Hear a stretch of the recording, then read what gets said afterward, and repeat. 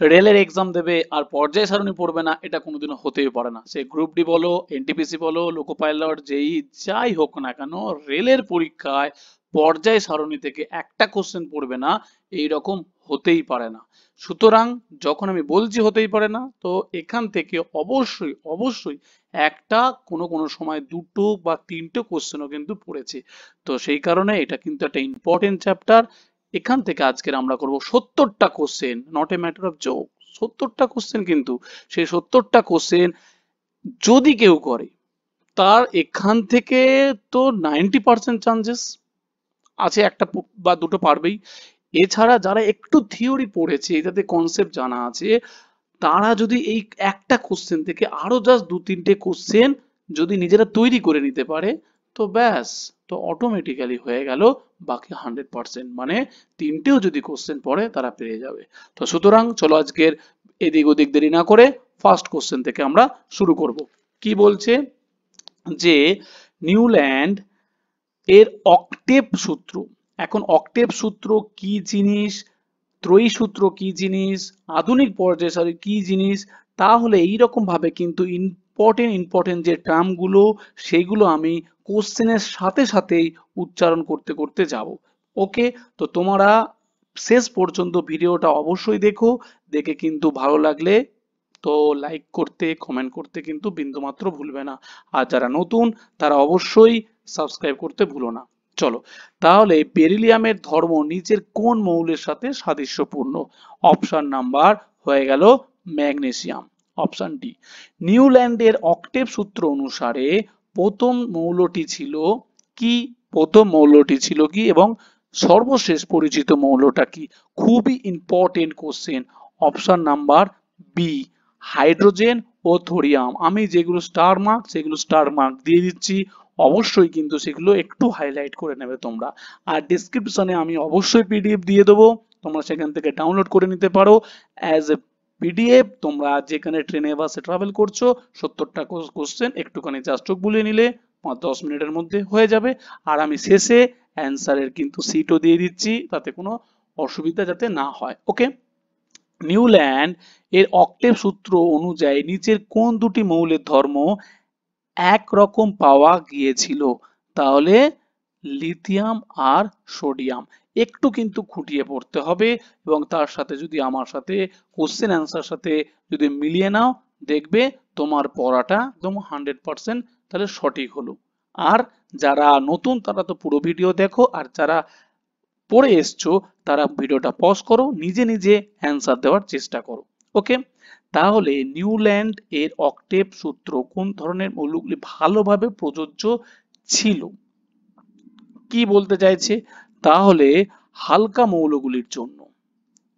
ওকে, 5 নম্বর কি বলছে? নিউল্যান্ডের অক্টেভ সূত্র প্রবর্তিত হওয়ার সময় পর্যন্ত মোট কয়টি, খুবই ইম্পর্টেন্ট খুবই ইম্পর্টেন্ট, ইম্পর্টেন্ট মানে কি প্রচুর পরীক্ষায় এসছে সেই হিসাবে আমি ধরছি আর কি, যে কটা মৌল আবিষ্কৃত হয়েছিল? 56। Option number B. যে সমস্ত অ্যাসিড বেশি পরিমাণে H প্লাস আয়ন সৃষ্টি করে তাদেরকে বলা হয়, কি বলা হবে না, শক্তিশালী অ্যাসিড। আর যারা কম H প্লাস আয়ন সৃষ্টি করবে তাদেরকে বলবো দুর্বল অ্যাসিড।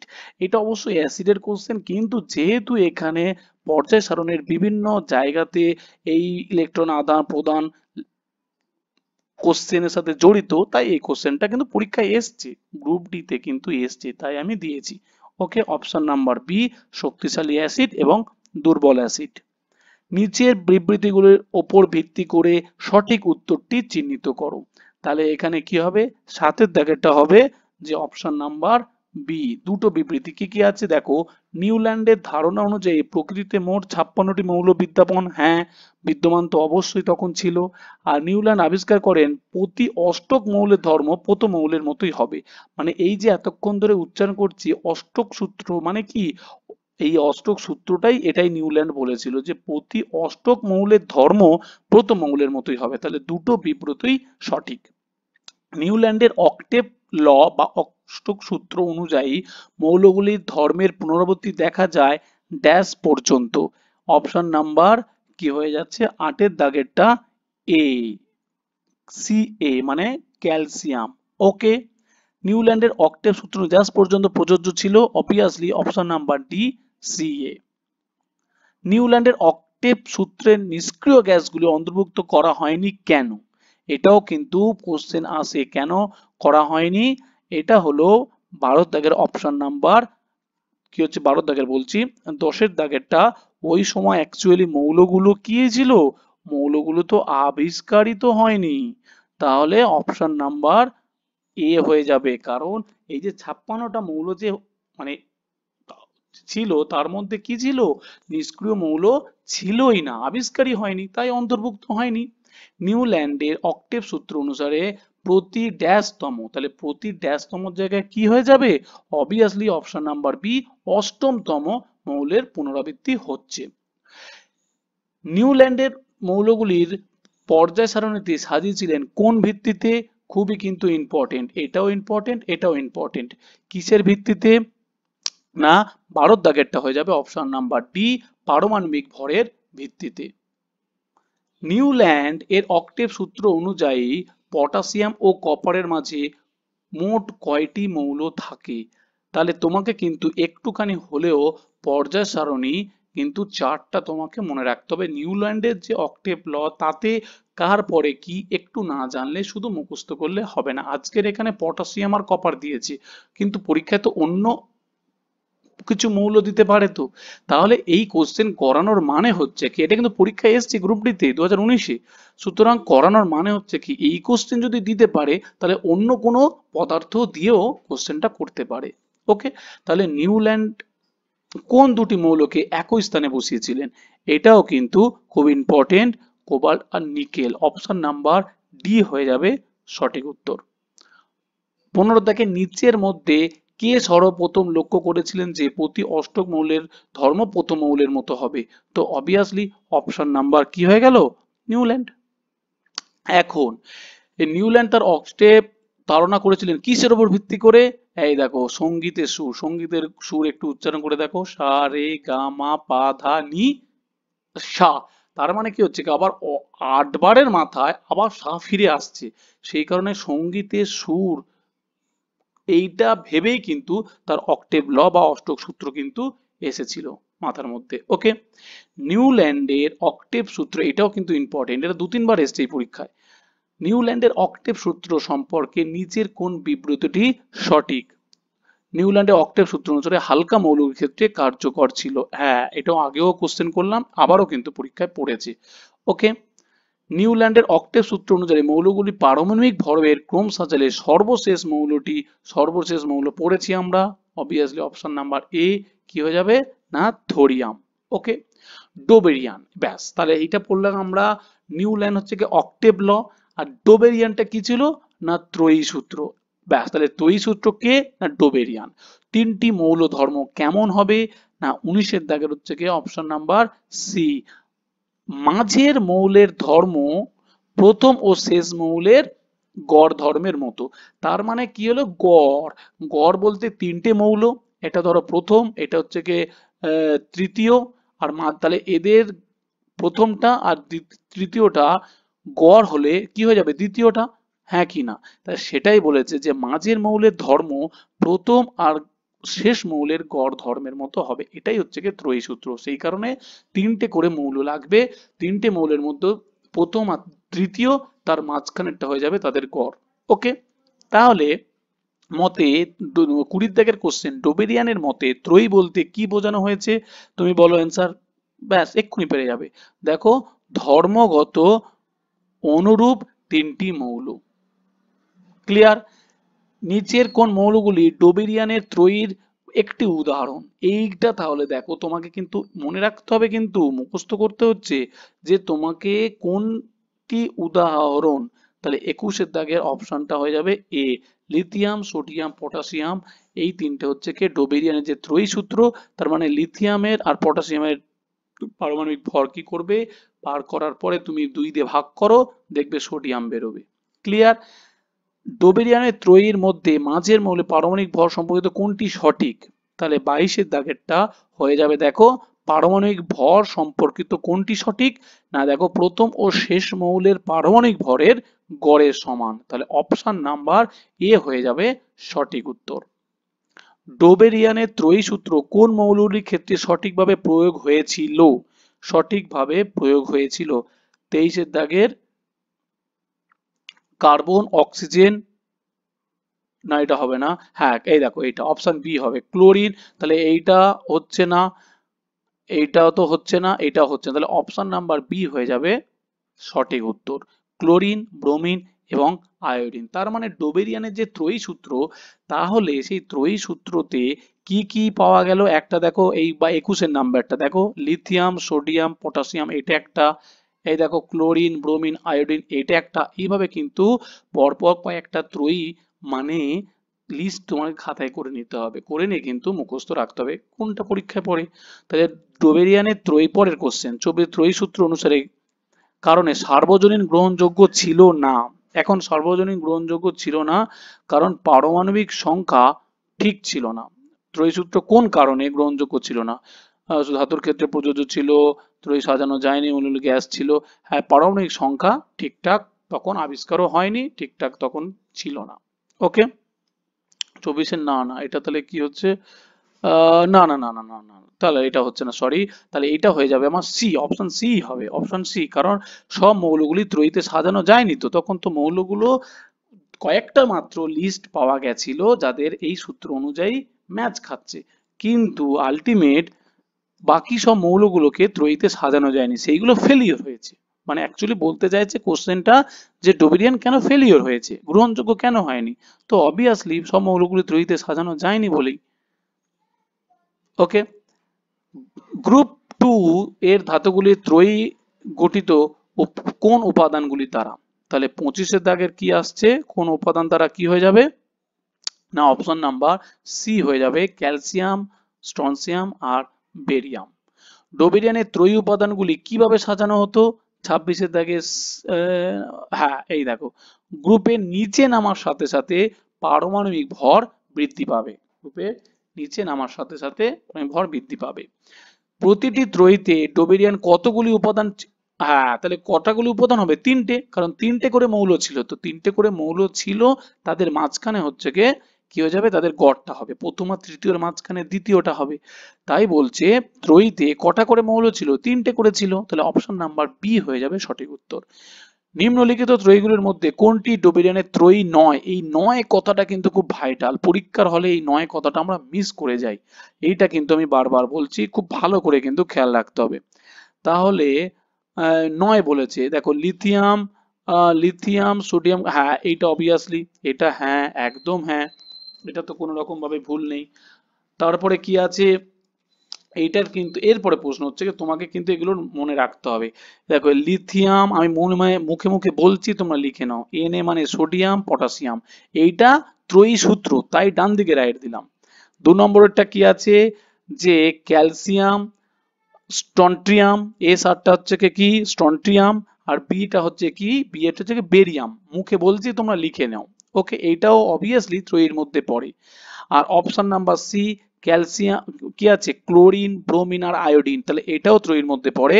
তাহলে এখানে যেহেতু নয় বলেছে, তাই অপশন নাম্বার 3 হয়ে যাবে সঠিক উত্তর। মানে এনটা নাইট্রোজেন, পিটা কি ফসফরাস, আর এসবিটা কি, এসবিটা হচ্ছে কি অ্যান্টিমনি, এসবিটা কি, তাহলে নাইট্রোজেন, ফসফরাস, অ্যান্টিমনি, এইটা হচ্ছে কি 9। ওকে, তাহলে ত্রয়ী সূত্রের তিনটে তোমাদের জানা, একটা জানা হয়ে গেল, দুটো জানা হয়ে গেল, তিনটে জানা হয়ে গেল। তাহলে কি হলো, অপশন নাম্বার সি হয়ে যাচ্ছে, অনলি সি, অনলি সি হয়ে যাবে, 3 হয়ে যাবে অ্যান্সার। ওকে, ত্রয়ী সূত্র কে দেন? ত্রয়ী সূত্র দেন হচ্ছে কে, এই যে ডোবেরাইনার। ওকে, ডোবেরাইনারের ত্রয়ী প্রথম ও তৃতীয় সদস্য হলো ফসফরাস, অ্যান্টিমনি, এর ত্রয়ী দ্বিতীয় সদস্য। তাহলে দেখো তোমাকে বললাম তিনটে করে যে তোমার আছে, সেইটা কিন্তু অবশ্যই তোমাকে মনে রেখে দিতে হচ্ছে, কারণ ওই তিনটের মধ্যে দুটো মনে রাখলে তা হবে না। তাহলে ফসফরাসটা হচ্ছে কি প্রথম, আর তৃতীয় হচ্ছে অ্যান্টিমনি, তাই বলেছে দ্বিতীয় সদস্যটা কে, দ্বিতীয় সদস্য হচ্ছে কে আর্সেনিক, খুবই ইম্পর্টেন্ট। তাহলে এইটা একটা ত্রয়ী তুমি পেয়ে গেলে, ত্রয়ীর মধ্যে এটাও একটা ত্রয়ী পেয়ে গেলে, এখানে তুমি ত্রয়ী পেলে, তো এটা একটা ত্রয়ী পেলে, এটা একটা ত্রয়ী পেলে, এটা একটা ত্রয়ী পেলে, তাহলে এখানেও দেখো একটা ত্রয়ী পেলে, কি ফসফরাস, অ্যান্টিমনি আর আর্সেনিক, এটাও একটা পেয়ে গেলে। তাহলে এইভাবে কিন্তু নোট করতে থাকো। ওকে, এরপরে বলছে কি নিম্নলিখিতর মধ্যে কোনটি একটি প্রশমন বিক্রিয়া। প্রশমন বিক্রিয়া মানে কি, অ্যাসিড আর ক্ষার, অ্যাসিড আর ক্ষারের বিক্রিয়া কি উৎপন্ন হয়, লবণ আর জল উৎপন্ন হয়। ম্যান্ডেলিপের পর্যায় সারণী অনুসারে হ্যালোজেনগুলি মতো হাইড্রোজেনও কি বিদ্যমান। হ্যাঁ, হ্যালোজেন মৌল বলতে কি, ক্লোরিন, ব্রোমিন, আয়োডিন আমরা পড়বো। তাহলে হাইড্রোজেনকেও কি হিসাবে ধরেছিল, এনে দ্বি পরমাণু, মানে হাইড্রোজেন যেহেতু শুধুমাত্র এক পরমাণুর অণু, কিন্তু মেন্ডেলিভ পর্যায় সারণী অনুসারে হাইড্রোজেনকে রাখা হয়েছিল, সেই কারণে দুষ্টু মৌল বলা হতো হাইড্রোজেনকে। তাহলে হাইড্রোজেনকে কোথায় না দ্বিপরমাণু অণু, অপশন নাম্বার বি। 33-এর দাগের কি বলছে, মেন্ডেলিভের পর্যায় সারণী মৌলগুলির পারমাণবিক ভর ও তাদের ড্যাশের মধ্যে পরীক্ষা।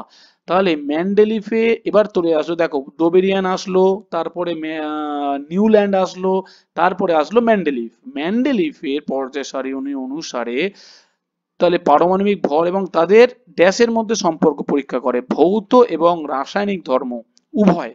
তাহলে অপশন নাম্বার কিন্তু 33-এর দাগের বি হয়ে যাবে, ভৌত এবং রাসায়নিক ধর্ম। দেখো খুব কিন্তু কোশ্চেন প্রত্যেকটা কিন্তু ইম্পর্টেন্ট, বেছে বেছে স্টাডি করে অ্যানালাইসিস করে কিন্তু কোশ্চেন দেওয়া, যাতে পুরো চ্যাপ্টারটা কভার হয়। মেন্ডেলিভের পর্যায় সারণীতে চতুর্থ পর্যায়ের অষ্টম গ্রুপে কোন মৌলটি উপস্থিত ছিল। তাহলে এখানে কিন্তু সিও, অপশন নাম্বার সি হয়ে যাবে অ্যান্সার, তাহলে কপার। তাহলে এখানে এইভাবে কিন্তু তোমাকে চার ধরে পড়তে হবে, কোন কোশ্চেন কিভাবে দেবে তুমি জানবে কি করে। তাহলে এখানে যেমন দিয়েছে যে অষ্টক গ্রুপে কোন মৌলটি উপস্থিত ছিল, তো অবভিয়াসলি সিইউ কপার। নিচের কোন কাঁচামালটি ওয়াশিং সোডা তৈরি করে, এটা অ্যাকচুয়ালি CO3 হবে, এগুলো সব NaHCO3 হবে, এগুলো হবে না, এগুলো কেন জানি না এভাবে বাংলায় ট্রান্সলেট করতে এইভাবে চলে এসছে। ব্যাস, কাঁচা মাল ওয়াশিং সোডা, তাহলে ওয়াশিং সোডাটা কি, ওয়াশিং সোডা, তাহলে নিচের কোন কাঁচামালটি ওয়াশিং সোডা তৈরি করতে ব্যবহৃত, ওয়াশিং সোডা তৈরি করতে কি ব্যবহৃত হবে, সোডিয়াম। ওয়াশিং সোডাটা আলটিমেট কি জিনিস, এটা হচ্ছে সোডিয়াম কার্বনেট।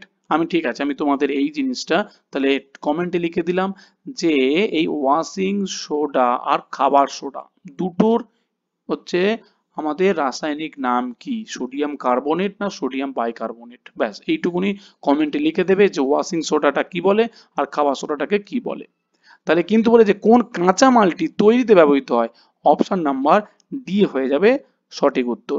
এখানে আমার কিন্তু বলছি যে এইটাই চ্যাপ্টার নয়, কিন্তু এই চ্যাপ্টারের সাথে দিয়েছে যে এটা তো সমস্ত কিছুই পর্যায় সারণী, মানে কি সমস্ত মৌলই আছে এর মধ্যে। এবারে কি বলছে, মেন্ডেলিভের পর্যায় সারণী কোন বছর জার্মানিতে জার্নাল প্রকাশ পায়। তাহলে এখানে দেখো পরীক্ষা, এটা কিন্তু আমার নিজের কোশ্চেন নয়, গ্রুপ ডি তে এসছে, অবাক কর ব্যাপার, কিন্তু অবাক কর ব্যাপার, তোমার কোন সালে এসছে সেটাও পর্যন্ত পরীক্ষা দিয়ে দিচ্ছে। তার মানে কি, তার মানে অবভিয়াসলি বাকি কোশ্চেন গুলো তোমাকে কিন্তু সাল মনে রাখতে হচ্ছে ইতিহাসের মতো।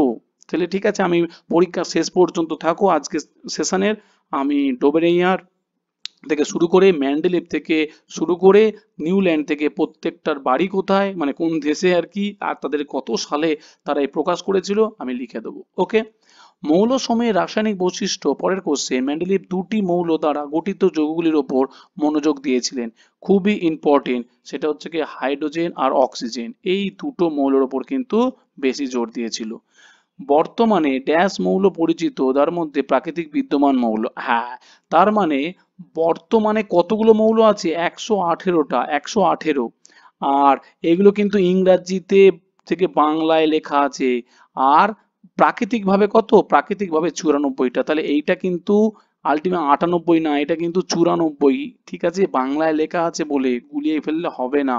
ওকে, তাহলে আলটিমেট অপশন নাম্বার ডি, 118টা মৌল, তার মধ্যে 94টা হলো প্রাকৃতিক মৌল। আধুনিক পর্যায় সারণী কোন গোষ্ঠী মেন্ডেলিভের পর্যায় সারণীতে উল্লেখ নয়, খুবই ইম্পর্টেন্ট, নোবেল গ্যাস, মানে আধুনিক পর্যায় সারণীতে আছে কিন্তু মেন্ডেলিভের পর্যায় সারণীতে নেই, সেটা হচ্ছে কি নোবেল গ্যাস, মানে নিষ্ক্রিয় গ্যাস, মানে ক্রিপ্টন, জেনন, হিলিয়াম, সেগুলো কিন্তু উল্লেখযোগ্য এখানে নেই মেন্ডেলিভের পর্যায় সারণীতে। মেন্ডেলিভের পর্যায় সূত্রকে বলে কি, 40-এর দাগে অপশন নাম্বার ডি, মৌলসমূহের বৈশিষ্ট্য তাদের পারমাণবিক ভরের পর্যায়ক্রমিক ফাংশন করে, মানে পর্যায়ক্রমিক পরিবর্তন হয়, সেটাও কিন্তু মেন্ডেলিভের পর্যায় সূত্র। ওকে, তাহলে কি হয়, কার উপরে নির্ভরশীল, পারমাণবিক ভরের উপর নির্ভরশীল। ক্লিয়ার? ওকে, নেক্সট কোশ্চেন কি আছে, পর্যায় সারণী কি আবিষ্কার করেন? পর্যায় সারণী কিন্তু দিমিত্রি মেন্ডেলিভ। ত্রয়ী সূত্র ডোবেরিনার, অষ্টক সূত্র হচ্ছে নিউল্যান্ড, আর পর্যায় সারণী পর্যায় সূত্র কে? মেন্ডেলিভ। মেন্ডেলিভের পুনরাবৃত্তি সূত্র কিসের উপর ভিত্তি করে? 42-এর দাগেরটা অবভিয়াসলি অপশন সি, পারমাণবিক ভরের উপরে। মেন্ডেলিভ তার কাজ শুরু করেন তখন তার কতগুলো মৌল, খুবই ইম্পর্টেন্ট, খুবই ইম্পর্টেন্ট, মেন্ডেলিভ যখন কাজ শুরু করেছিল তখন কতগুলো মাত্র মৌল পরিচিত ছিল? Option number D.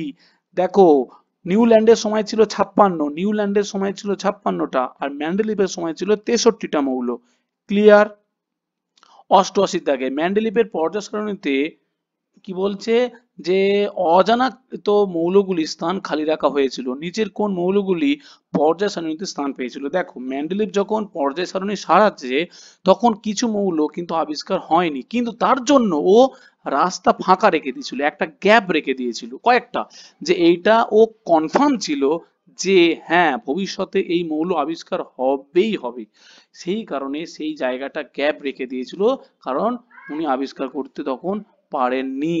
তাই সেটাই বলতে চাইছে যে কোন মৌলটার জন্য সে বক্স করে ফাঁকা রেখে দিয়েছিল। জিই, জার্মেনিয়াম, খুবই ইম্পর্টেন্ট, জিই জার্মেনিয়াম। তাহলে 44-এরটা হয়ে গেল অপশন এ। মেন্ডেলিভের পর্যায় সারণীতে উলম্ব স্তম্ভগুলোকে কি বলে? উলম্ব স্তম্ভগুলো দেখো এখানে আছে, পরীক্ষার হলে আমি কিন্তু চেঞ্জ করতে পারতাম কিন্তু তবু করিনি, কেন? পরীক্ষার হলে কিন্তু এইটাই দেখবে তোমাদের গুলিয়ে ফেলবে। কেন? কারণ ইংরেজি কোশ্চেন বাংলাতে ট্রান্সলেট করা। অপশন নাম্বার বি, গোষ্ঠী। এখন তো গোষ্ঠী বলতে তো লোকে ভয় পেয়ে যাবে, কি রে ভাই। তাহলে আলটিমেট উলম্বগুলোকে কি বলে? উলম্বগুলোকে বলে ইংরেজিতে বলে গ্রুপ, বাংলাতে কি বলে? বাংলাতে বলে গোষ্ঠী বলে, বা বা আরেকটা কি বলে বলতো? গোষ্ঠী জায়গাতে আরো একটা নাম আমরা উচ্চারণ করি, সেটাকে আমরা কি বলবো? সেটাকে আমরা অবশ্যই বলবো শ্রেণী। তাহলে শ্রেণী, তাহলে যেটাকে আমরা গ্রুপ বলি সেটাকে আমরা শ্রেণী বলি, সেটারই ভাই গুগল ট্রান্সলেট, আমাদের গুগল বাবা গোষ্ঠী হিসাবে চিহ্নিত করে। গ্রুপের যেহেতু বাংলা গোষ্ঠী, তো সুতরাং পরীক্ষার হলে এইরকম অদ্ভুত বাংলা থাকলে কিন্তু ভয় পেয়ে গেলে চলবে না। অনুভূমিক সারিগুলোকে কি বলে? অনুভূমিক সারিগুলোকে পর্যায় বলে। তাহলে অনুভূমিক গুলোকে কি বলে? যে পর্যায়। আর ইংরেজি থেকে কি বলে? ইংরেজি থেকে বলে পিরিয়ড। ঠিক আছে, ব্যাস, তাহলে অপশন নাম্বার বি হয়ে যাবে সঠিক উত্তর। নেক্সট, পর্যায় সারণী কি আবিষ্কার করে? পর্যায় সারণী আমাকে, তাহলে ওইটা কেন, পরেরটা কোশ্চেন। হ্যাঁ, তাহলে 46-এর দাগেরটা কি চলে আসছে? 46-এর দাগের obviously Mendeleev, option number A. আধুনিক পর্যায় সারণীতে তৃতীয়, চতুর্থ, ষষ্ঠ, সপ্তম পর্যায়ে, হ্যাঁ এইটা কিন্তু খুব ইম্পর্টেন্ট, যে আধুনিক পর্যায় সারণী, এবার চলে আসলাম আধুনিক পর্যায় সারণীতে তৃতীয়, ষষ্ঠ, সপ্তম এইগুলো বিদ্যমান, কতগুলো মৌল বিদ্যমান? তাহলে আমরা চলে যাব এই ছকটা মনে রাখবো। আধুনিক পর্যায়ে প্রথমটাতে দুটো, দ্বিতীয়টাতে কটা? 8টা, তৃতীয়টাতে 8টা, চতুর্থটাতে দেখো 18টা, পঞ্চমটাতেও কত? 18টা, ষষ্ঠটাতে কত? 32টা, আর সপ্তমটাতেও 32টা। এখানে কিন্তু এই ল্যান্থানাইড সিরিজের 14টা মৌল ঢুকে আছে, এইটাও মনে রেখে দেবে, পরীক্ষায় প্রচুর আসে যে ল্যান্থানাইড সিরিজ কোন পর্যায়ে, না ষষ্ঠ পর্যায়ে এরা বিদ্যমান। ওকে, আর এটাও পরীক্ষা পড়ে অ্যান্টিনাইড সিরিজ, এখানেও 14টা মৌল আছে, এরা কোথায়, না সপ্তম পর্যায়ে থাকে। এইভাবে কিন্তু পড়তে হয়, আমি তো কোশ্চেন সেট করাচ্ছি বলে, তাই কিন্তু যদি ডিটেলসে পড়া যায় তাহলে একদম দেখবে ছবির মতো মুখস্থ হয়ে যাবে। ওকে, এরপরে আধুনিক পর্যায় সারণী কি আবিষ্কার, ঠিক আছে পরে আসছি। হেনরি মোসলের মতে একটি মৌলিক নিম্নলিখিত কোন বৈশিষ্ট্য তার পারমাণবিক ভর অপেক্ষা অধিক মৌলিক বৈশিষ্ট্য, না পারমাণবিক সংখ্যা। তাহলে পারমাণবিক ভরের থেকে কোনটি বেশি স্টেবল, কোনটি বেশি মৌলিক বৈশিষ্ট্য, সেটা হচ্ছে পারমাণবিক সংখ্যা। কেন এই কোশ্চেনটা দিলাম এবার দেখো, কারণ পারমাণবিক সংখ্যার উপরে আধুনিক পর্যায় সারণী তৈরি হয়েছে।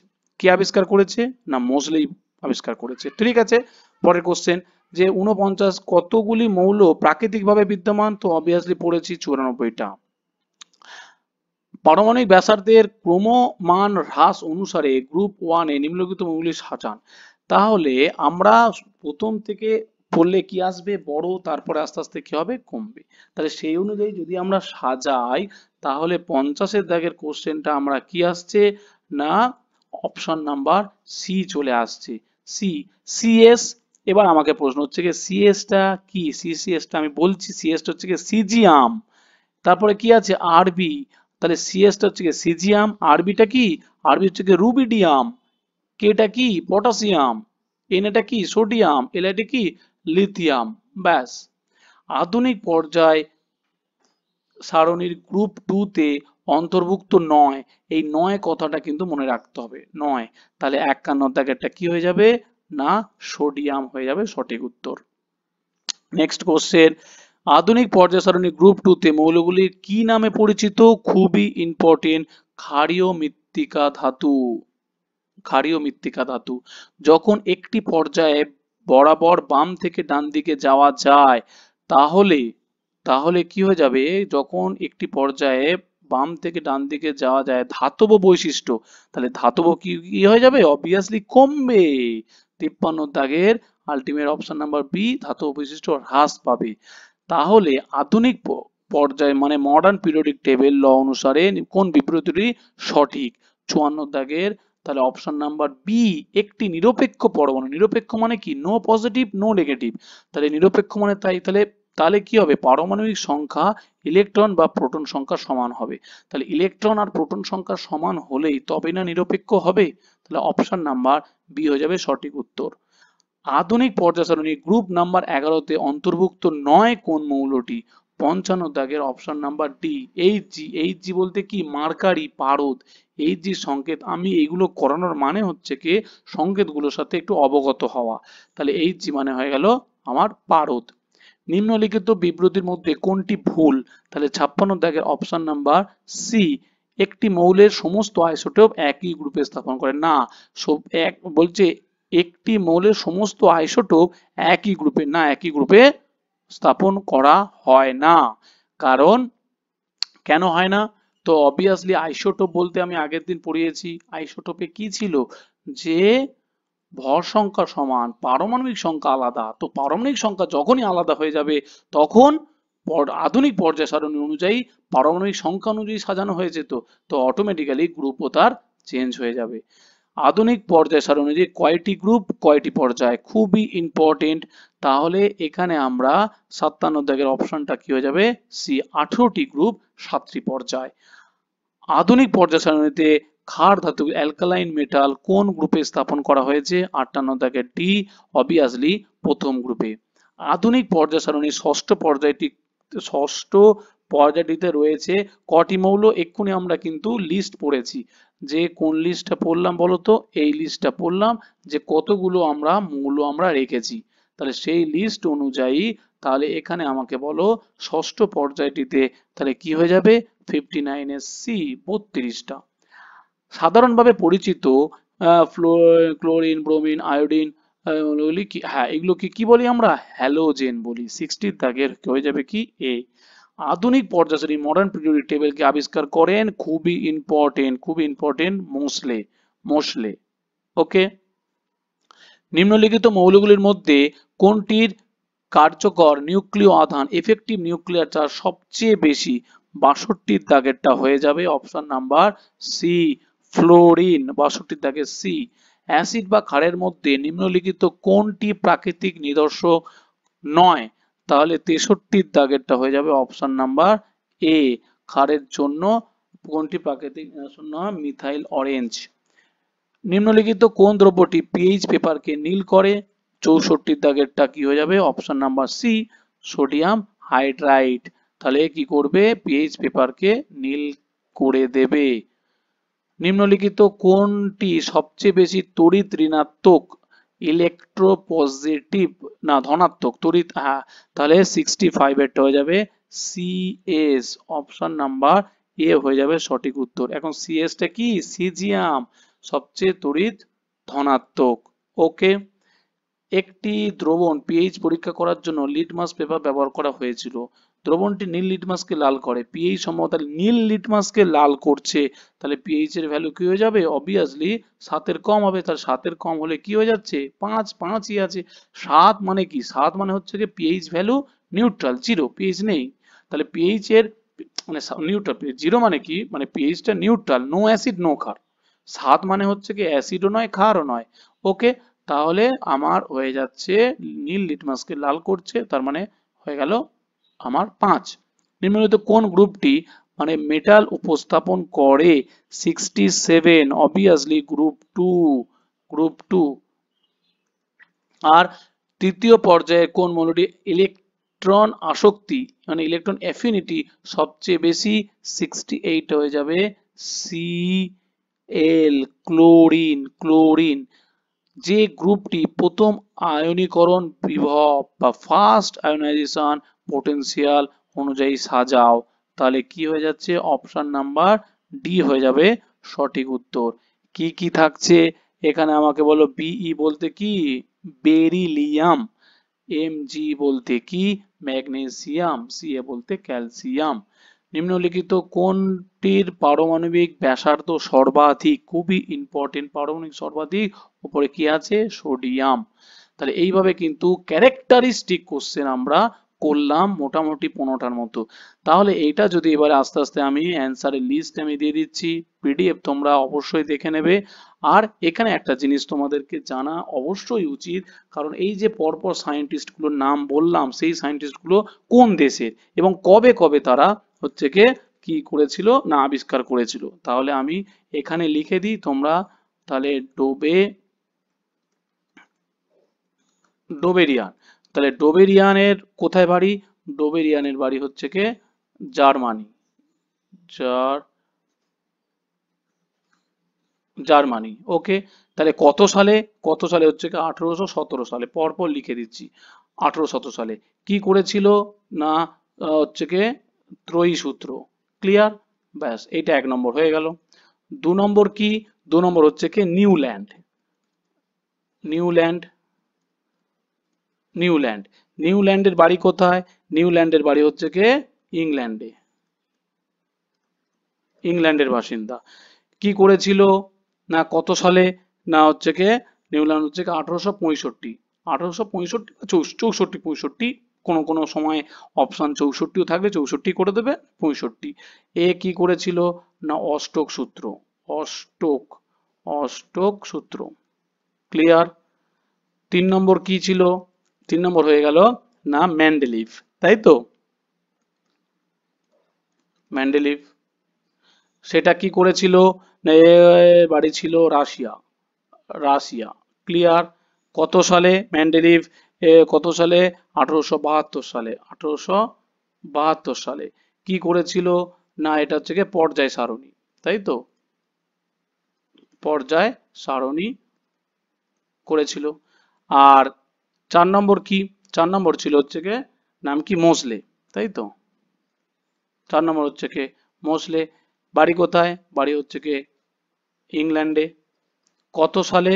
কত সালে এটা হচ্ছে মোসলে মূলত 1913 হবে। 1913 কি করেছিল না আধুনিক পর্যায় সারণী। ঠিক আছে, আধুনিক পর্যায় সারণী আবিষ্কার করেছে। ওকে, ব্যাস। তো এই পর্যন্ত একটা জানা হয়ে গেল। তো এই পর্যন্ত ভিডিওটা অবভিয়াসলি কিন্তু শেষ পর্যন্ত লাইক দিও।